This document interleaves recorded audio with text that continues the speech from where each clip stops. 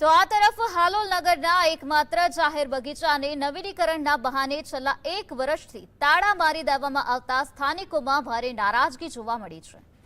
આ બગીચાના આધુનિકીકરણ માટે અંદાજે 1,75 લાખનું બજેટ ફાળવી ખાતમુહૂર્ત કરવામાં આવ્યું હતું, પરંતુ 1 વર્ષ વીતવા છતાં અંદર કોઈ કામગીરી શરૂ ન થતા બગીચો અત્યારે અત્યંત બદતર હાલતમાં છે। હાલ ઉનાળાની રજાઓ અને વેકેશનનો સમય હોવા છતાં બાળકો અને વડીલો માટે મનોરંજનનું એકમાત્ર સ્થળ બંધ હાલતમાં હોવાથી નગરજનો તંત્રની ઘોર બેદરકારી સામે રોષ વ્યક્ત કરી રહ્યા છે।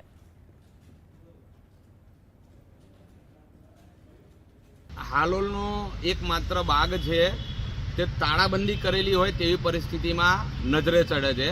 નગરપાલિકાને મારે કહેવું છે કે તમને શરમ આવે છે? આજે હાલોલ આટલું મોટું છે, નાના બાળકો મહિલાઓને ક્યાંય જવું હોય તો ક્યાં જાય? આ શું કામ ચાલી રહ્યું છે તે જ ખબર પડતી નથી, કોઈનું નિરીક્ષણ નથી, કોઈ અધિકારી નથી। વહેલી તકે આ દરવાજો ખોલવામાં આવે અને હાલોલની જનતાને લાભ આપવામાં આવે।